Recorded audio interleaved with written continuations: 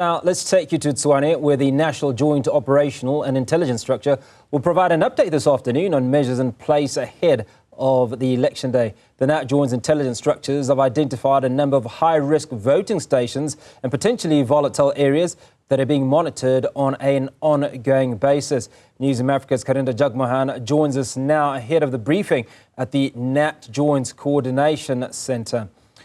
Karinda, good to speak to you this afternoon. What are some of the volatile regions that have been unearthed ahead of this election? Certainly, good afternoon. A majority of these high-risk voting stations are in KwaZulu-Natal, where we have seen a history of political violence play out, deadly political violence at that. So out of the almost 23,000 voting stations countrywide, 650 at least have been recognized as high-risk voting stations across the country. So for example, in KwaZulu-Natal, there are 200 high-risk voting stations, about 200.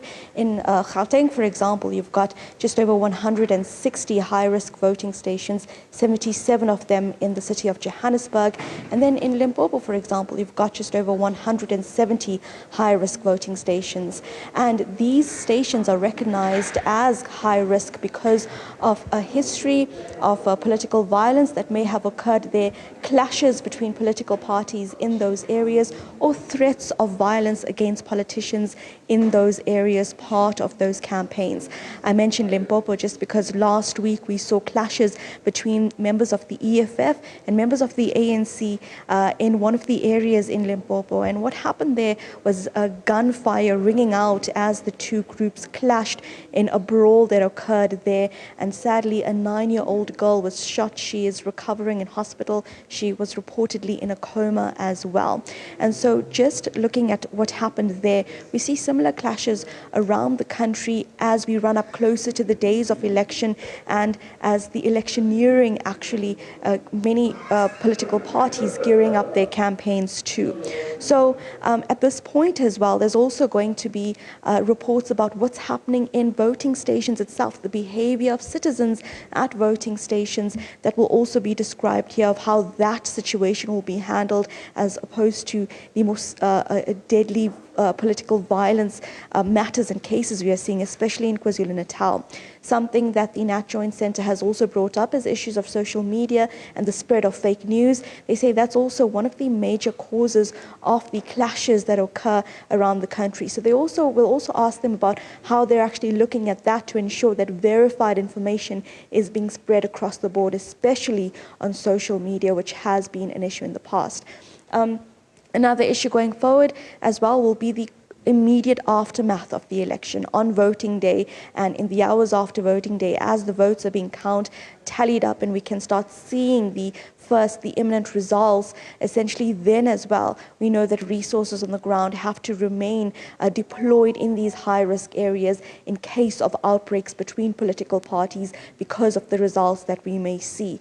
And of course then going forward. So these various phases will be discussed today. We have been seeing regular briefings by the NATJOINTS, and perhaps this is critical just to know as a country the security we have for these elections, considering what we have seen in the past. This briefing will start at about 1 o'clock by various structures or representatives of the NATJOINTS structure. So stay with us then, and afterwards I'll also give you a wrap of what was said here today. Karinda, I'm interested to know if we can expect some presence or representation from the political parties, because largely they're impacted, or they impact certain aspects of this conversation. Do you expect any presence of them? Not at this point. This is purely a briefing by representatives of the NATJOINTS structure.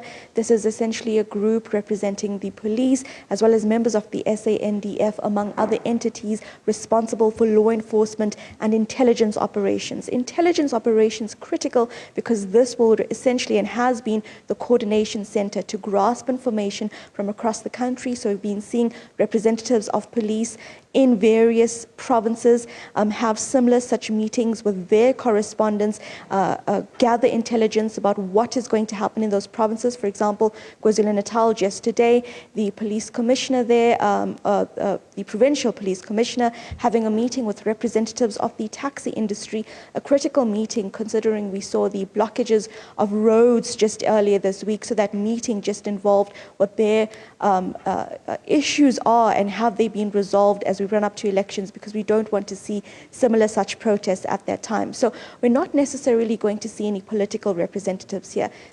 Will really just be a factual briefing on what law enforcement authorities will be doing on election day and as well as the immediate aftermath of the election day. Karinda, Jagmohan coming to us from Tswana ahead of that NATJOINTS meeting taking place at the NATJOINTS Coordination Centre and coming to us top of 1 o'clock. Well, still to